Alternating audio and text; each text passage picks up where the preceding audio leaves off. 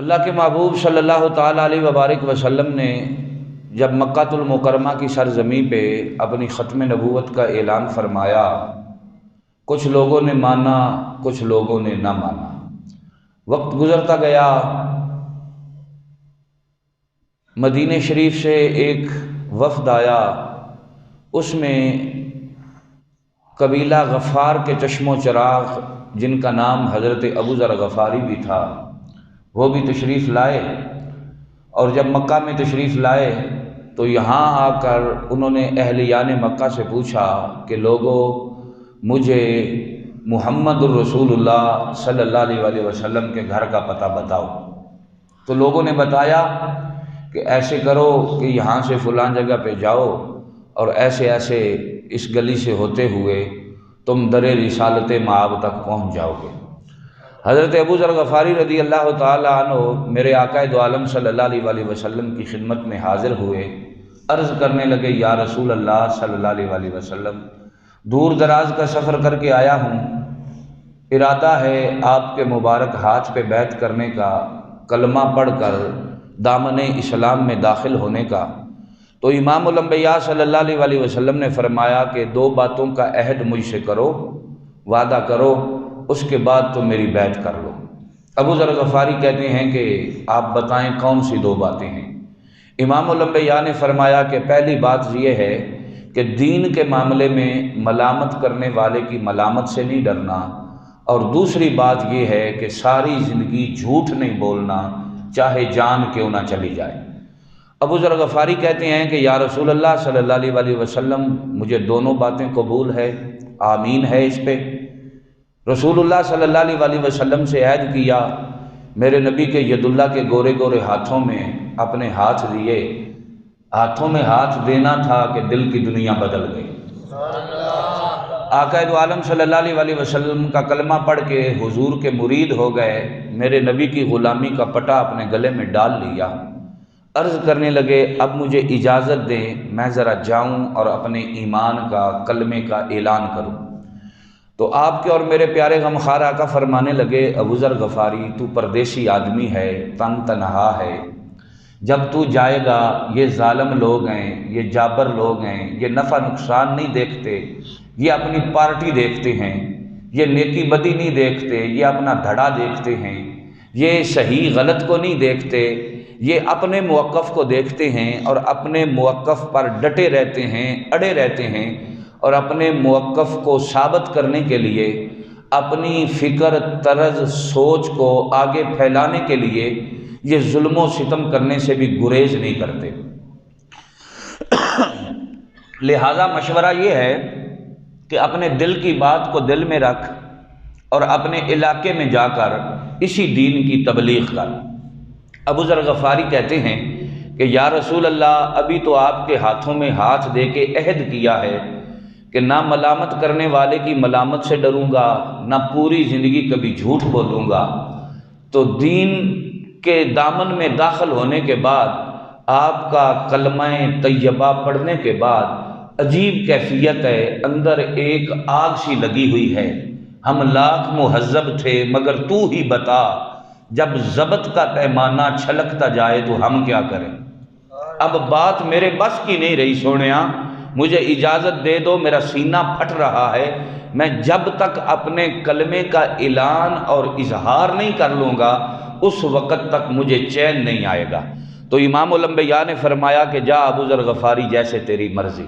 اب اندازہ کرو، اغیار کی حکومت ہے، بت پرستوں کا دورہ ہے، ظالم اور جابر لوگ اوپر مسلط ہیں، ان کے پاس اقتدار ہے، ان کے پاس عہدے ہیں، ان کے پاس سرداریاں ہیں، ان کے پاس چدراہٹ ہے، ان کے پاس علاقے کی لمبرداری ہے، ان کے پاس طاقت ہے، پاور ہے، قوت ہے، ہر اعتبار سے وہ لوگ مضبوط ہیں۔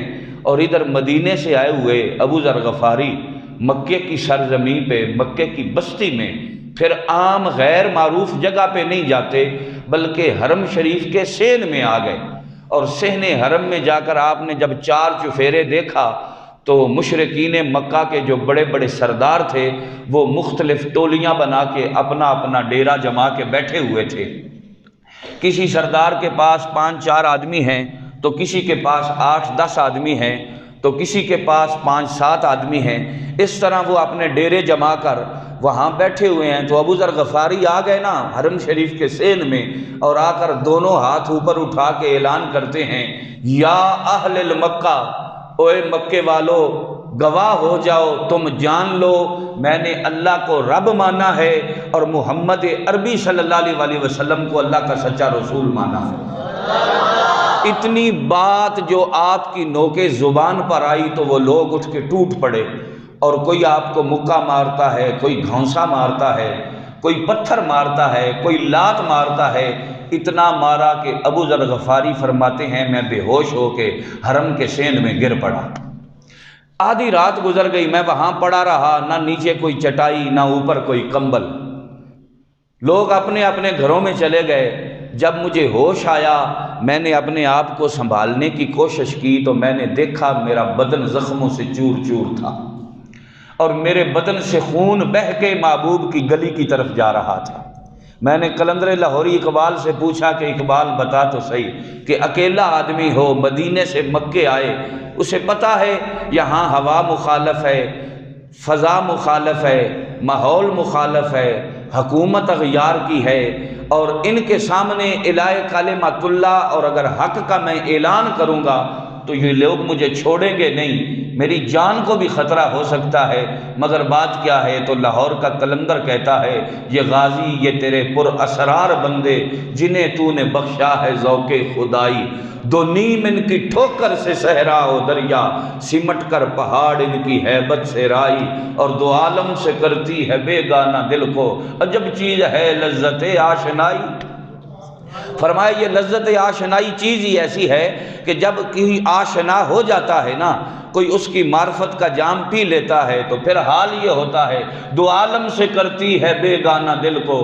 پھر بندے کو اپنی جان سے غرض نہیں رہتی، وطن سے غرض نہیں رہتی، زمین سے غرض نہیں رہتی، علاقے سے غرض نہیں رہتی۔ وہ جہاں بھی جاتا ہے وہ نبی کی عظمت کے جھنڈے گاڑ کے آتا ہے، وہ جہاں بھی جاتا ہے اسلام کا پرچم لہرا کے آتا ہے، وہ جہاں بھی جاتا ہے وہ اس کی توحید کے ڈنکے بجا کے آتا ہے۔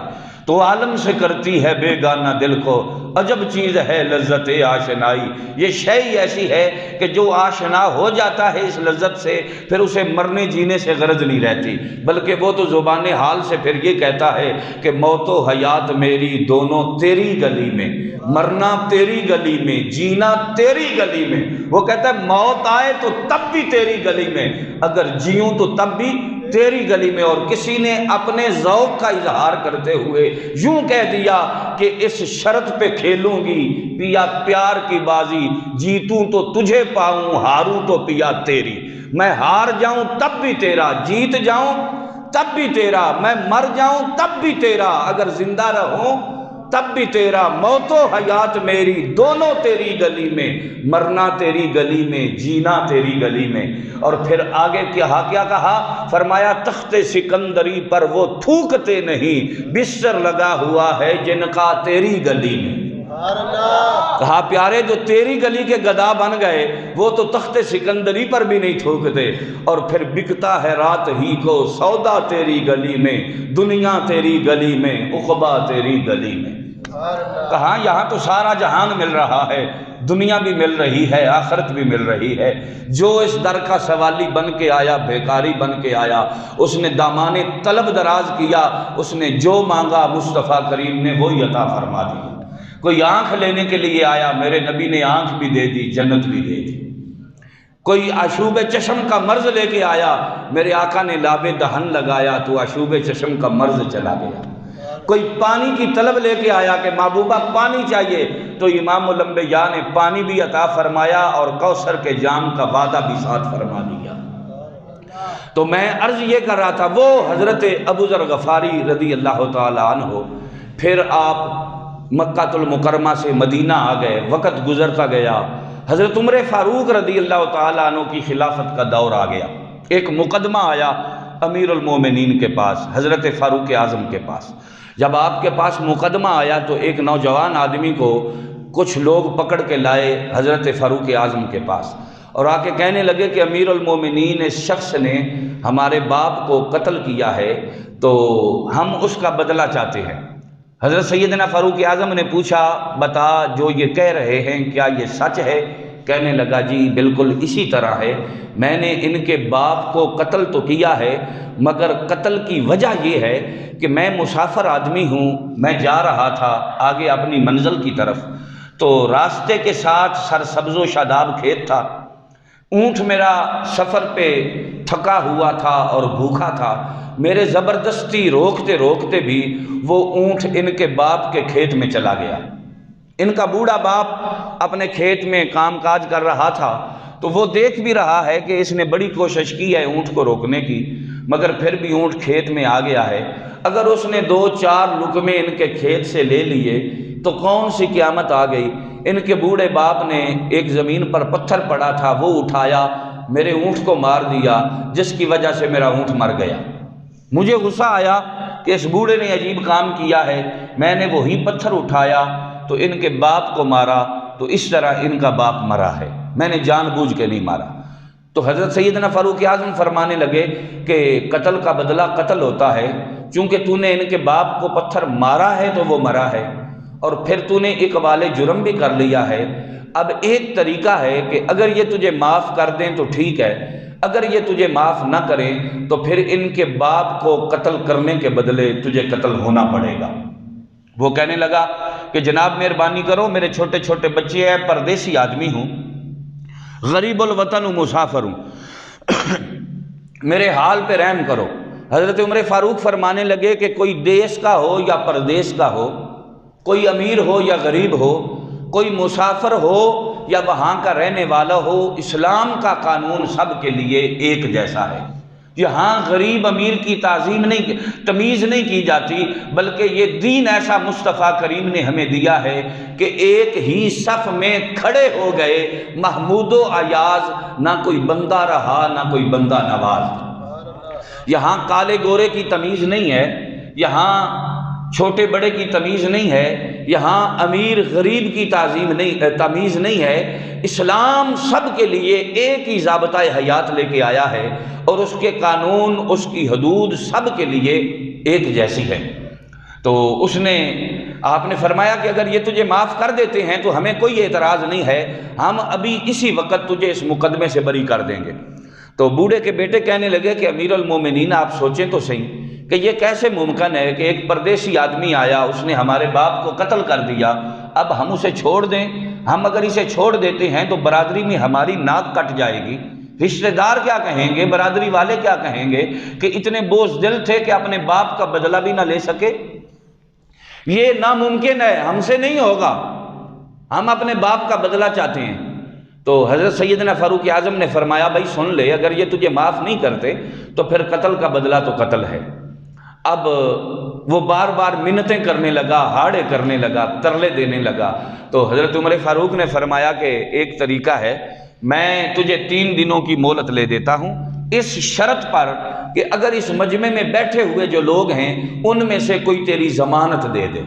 اس نے جب چاروں طرف پھر کے دیکھا نا، اسے کوئی اپنا جانکار نظر نہ آیا، تو اس کی آنکھوں سے آنسو چھلک پڑے، کہنے لگا امیر المومنین یہاں تو نہ کوئی مجھے جانتا ہے، نہ کوئی میرے باپ کو جانتا ہے، نہ کوئی میرے علاقے کو جانتا ہے، نہ کوئی میری بستی کو جانتا ہے، مجھ غریب کی ضمانت یہاں کون دے گا؟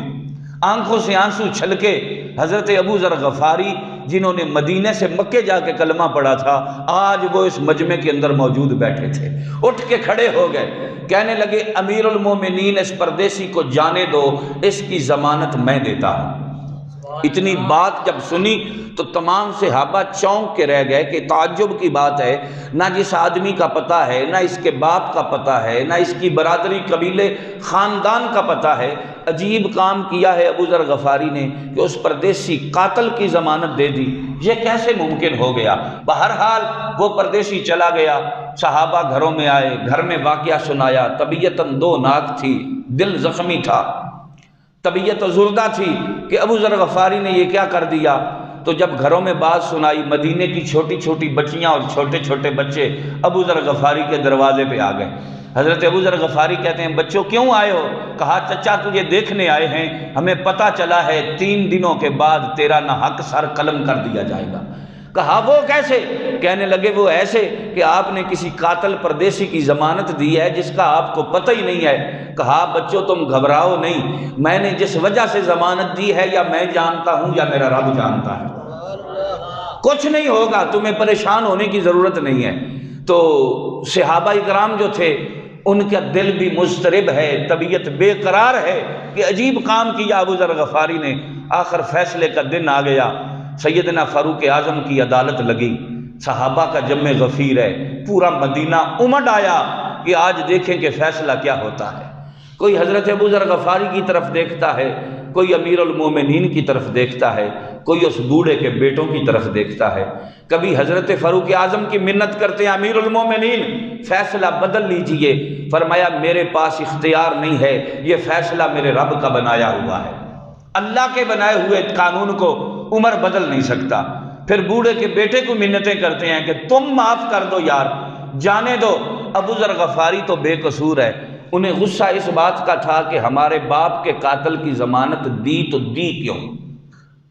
اتنی جرت، اتنی دلیری، ہم علاقے کے باسی ہیں، ہمارا ساتھ دینے کی بجائے ایک پردیسی کا ساتھ دیا، اور پردیسی بھی وہ آدمی کہ جس نے ہمارے باپ کو قتل کر دیا۔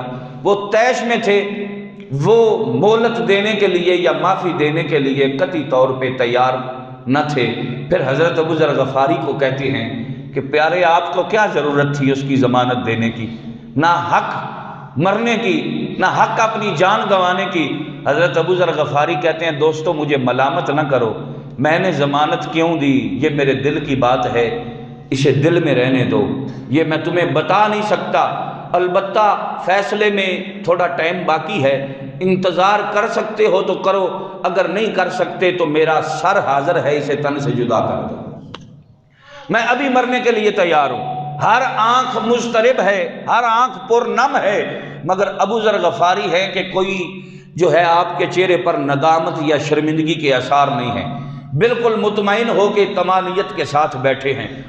چند لمحے گزرے تو دور سے گرد اڑتی نظر آئی، تو سب کی نظریں اس گرد پہ جم گئیں کہ دیکھو کون آیا ہے۔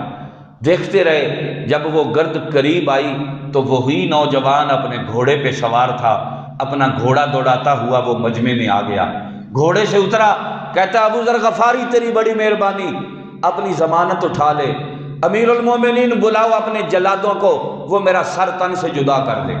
جب سیدنا فاروق اعظم نے اس نوجوان کا یہ جذبہ، یہ احسار اور یہ دلیری دیکھی، آپ نے فرمایا وہ فیصلہ تو ہو چکا، عمل درآمد بھی اس پہ ہوگا، مگر بتا تو صحیح، بڑا دلیر ہے تو، بڑا بہادر ہے تو، تجھے پتا تھا میں جاؤں گا تو مارا جاؤں گا، میں جاؤں گا تو قتل ہو جاؤں گا، تو پھر تو واپس کیسے آیا؟ وہ کون سا جذبہ تھا جو وہاں سے کھینچ کے تجھے تیری مقتل گاہ میں لے آیا؟ وہ کون سی بات تھی جس نے وہاں تجھے چین نہیں لینے دیا اور یہاں مرنے کے لیے تو آ گیا؟ تو وہ نوجوان کہنے لگا کہ جناب من بات یہ ہے، جب میں گھر گیا تو میں بڑا خوش تھا کہ میری بلا کو اگر کوئی مرتا ہے تو مر جائے، میری تو جان چھوٹ گئی، میں تو زندگی اپنے گھر میں سکون آرام سے گزاروں گا، مگر پھر میرا ضمیر مجھے ملامت کرتا تھا، اے اللہ کے بندے، آج اگر ابو ذر غفاری بے گناہ مارا گیا تو کل کو کوئی کسی پردیسی کی ضمانت نہیں دے گا، لوگ کہیں گے یہ بڑے جھوٹے لوگ ہوتے ہیں، یہ بڑے وعدہ خلاف ہوتے ہیں، ان کی باتوں میں نہ آنا، ان کی ضمانت نہ دینا۔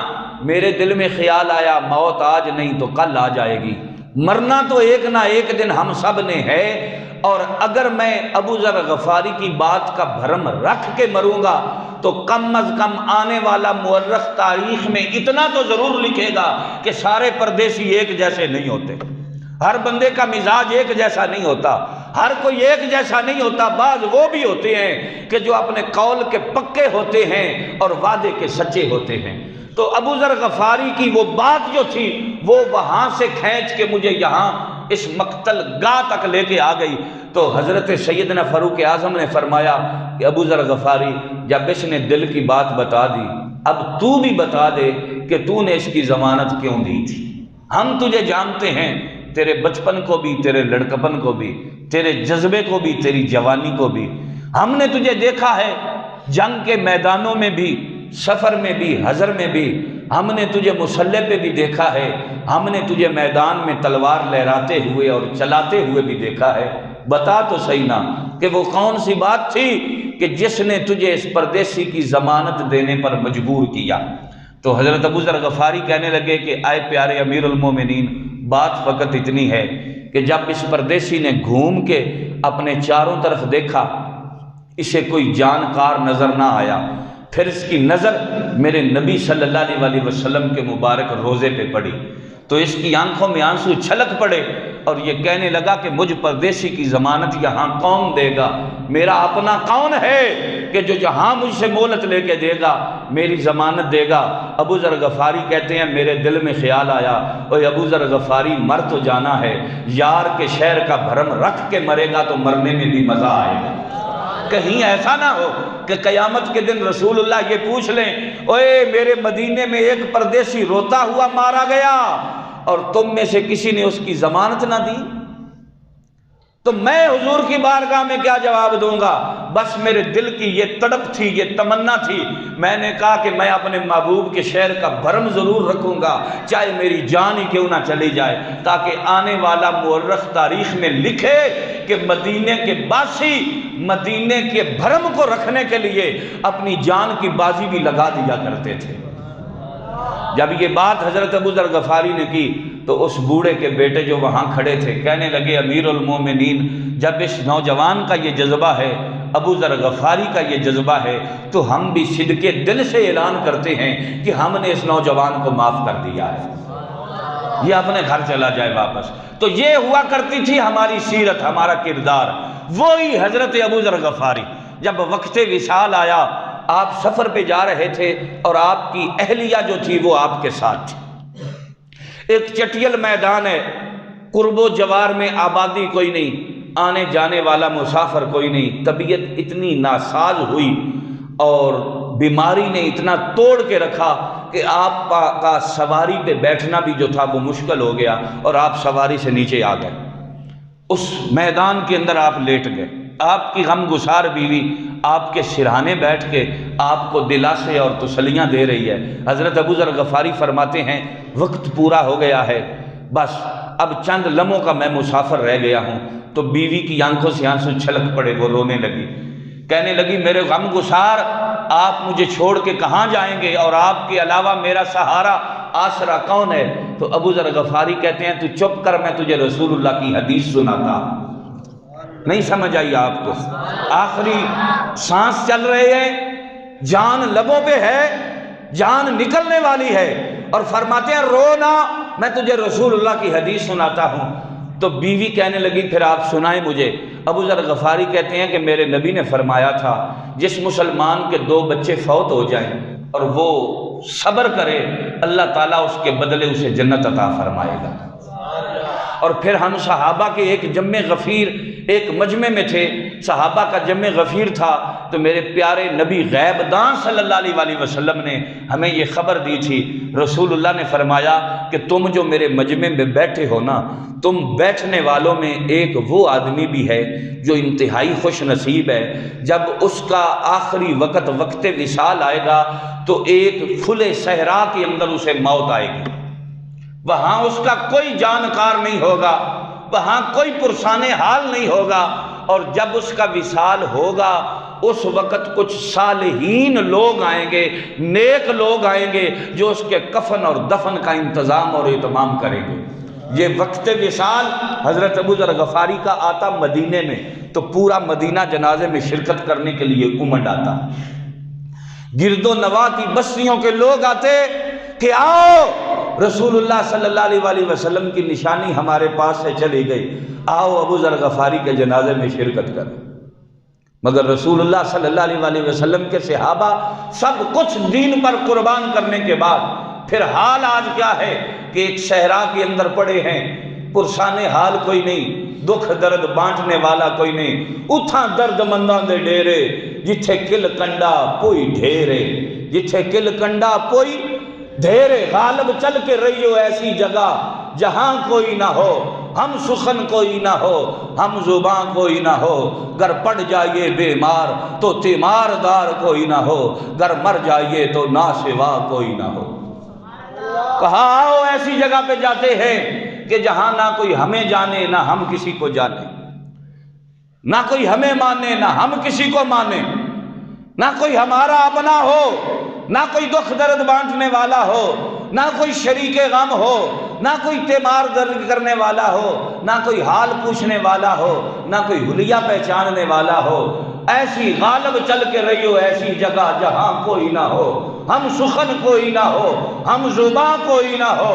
کہا جہاں نہ کوئی ہماری بولی سمجھے نہ ہم کسی کی بولی سمجھیں، نہ کوئی ہماری زبان سمجھے نہ ہم کسی کی زبان کو سمجھیں، ہم سخن کوئی نہ ہو، ہم زباں کوئی نہ ہو، گر پڑ جائیے بیمار تو تیمار دار کوئی نہ ہو۔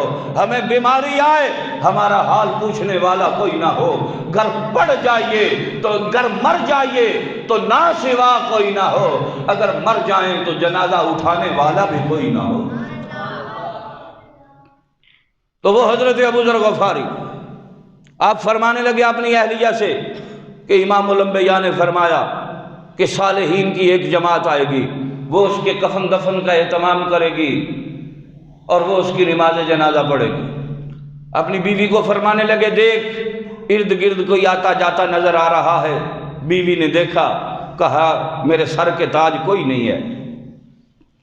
تھوڑی دیر گزری، پھر فرمایا چل اب دیکھ شاید کوئی نظر آ جائے۔ اس نے پھر دیکھا، کوئی نظر نہ آیا۔ کہا ابھی تک تو کوئی نظر نہیں آیا۔ کہا وہ جو اونچا ٹیلا ہے اس پہ چڑھ کے دیکھ۔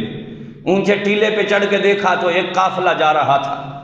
یوں چادر سے اشارہ کیا ان کو، ان کی نظر پڑی، وہ لوگ آ گئے۔ جب آ گئے پوچھا خاتون کیا ہے تجھے، تو تنہا اس صحرا کے اندر، خیر تو ہے؟ کہنے لگی وہ میرا خامن دیکھو اس صحرا میں پڑا ہے، اس کی آخری سانسیں چل رہی ہیں، رسول اللہ کا صحابی ہے، ابو ذر غفاری اس کا نام ہے، امام الانبیاء کی نشانی ہے، آخری وقت ہے، میں یہ چاہتی ہوں کہ تم میرے شوہر کا جنازہ پڑھو اور اس کے کفن دفن کا اہتمام کرو۔ وہ لوگ کہنے لگے کہ ہم تو حج پہ جا رہے تھے، چلو حج پہ جانے سے پہلے اللہ نے ہمیں یہ سعادت عطا فرما دی کہ ہم ابو ذر غفاری کے جنازے میں شرکت کر لیں۔ تو وہ حاجیوں کا جو قافلہ تھا وہ آیا اس صحرا میں، یہاں آ کر انہوں نے ڈیرا لگایا۔ جب حضرت ابو ذر غفاری کے پاس آئے، کہا آپ وہ ابو ذر غفاری جو رسول اللہ کے صحابی؟ فرمایا ہاں ہاں، میں نے ان آنکھوں سے رسول اللہ کے چہرے کو دیکھا ہے، میں وہی ابو ذر غفاری ہوں جو مدینے کا رہنے والا ہوں، جس نے مدینے سے مکے جا کے رسول اللہ کا کلمہ پڑھا ہے۔ تو وہ کہنے لگے کہ پھر آپ ہمیں رسول اللہ کا کوئی فرمان سنائیں۔ تو حضرت ابو ذر غفاری نے وہی حدیث سنائی۔ فرمایا اس حدیث کے دو حصے ہیں، ایک حصہ یہ ہے کہ اللہ کے محبوب نے فرمایا کہ جس مسلمان کے 2 بچے فوت ہو جائیں اللہ رب العالمین قیامت کے دن اس کی بخشش فرما دے گا، اگر اس نے ان کے جانے پر صبر کیا، تحمل کیا، جزا فضا نہ کی۔ اور دوسرا حدیث کا حصہ یہ ہے کہ ہمارا جم غفیر تھا، ہم رسول اللہ کے غلام حضور کی خدمت میں حاضر تھے، شمع رسالت کے پروانے شمع رسالت کے ارد گرد بیٹھے تھے۔ تو امام الانبیاء نے فرمایا ان تم بیٹھنے والوں میں ایک وہ شخص بھی ہے کہ جس کی موت جو ہے وہ ایک صحرا میں آئے گی اور ایک صالحین کی جماعت اس کا جنازہ پڑھے گی۔ تمہیں بھی مبارک ہو، رسول اللہ نے تجھے نیکوکار کہا ہے اور تمہیں بخشش کی بشارت عطا فرمائی ہے۔ جب ان صحابہ نے جب ان تابعین نے یہ سنا، حاجیوں کے اس قافلے نے یہ سنا، تو وہ خوشی سے پھولے نہ سمائے کہ ہمارے نبی صلی اللہ علیہ وسلم ہماری خبر بھی رکھتے ہیں، رسول اللہ ہماری خبر بھی۔ ایک تو یہ بھی یہاں سے ثابت ہوا کہ حضور صلی اللہ علیہ وسلم اپنی امت کے اعمال کی خبر رکھتے ہیں۔ تو پھر حضرت ابو ذر غفاری نے فرمایا اب میری ایک وصیت یاد رکھو۔ انہوں نے کہا جی کیا ہے؟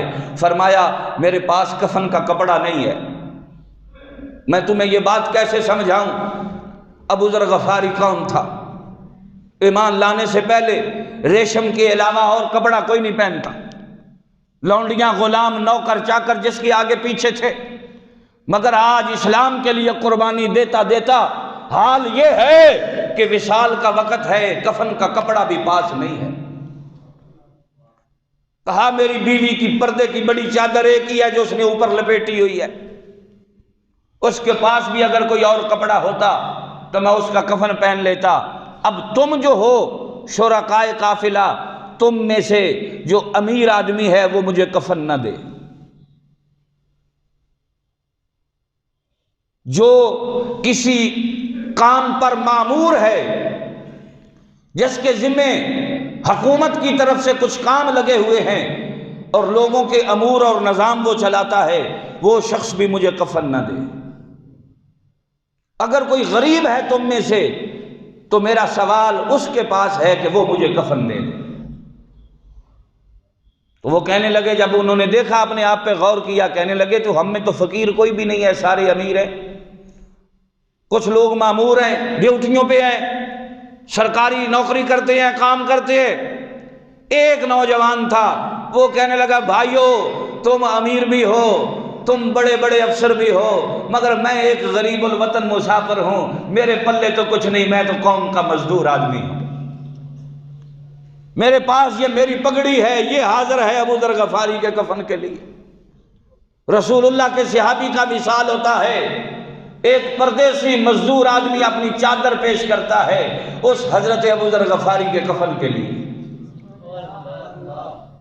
یا ایھا الذین آمنوا اتقوا اللہ ولتنظر نفس ما قدمت لغد۔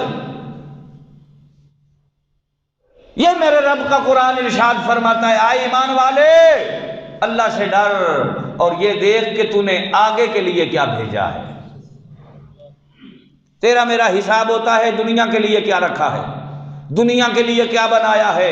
رب کا قرآن کہتا ہے یہ دیکھ وَلْتَنْظُرْ نَفْسٌ مَا قَدَّمَتْ لِغَدٍ، تو یہ دیکھ کہ میں نے آگے کے لیے کیا بھیجا ہے، میں نے کل کے لیے کیا بنایا ہے۔ آج کی فکر چھوڑ دے، فکر روزی میں خدا کو بھول گئے لوگ، رزق کا خیال ہے، رازق کا کچھ خیال نہیں۔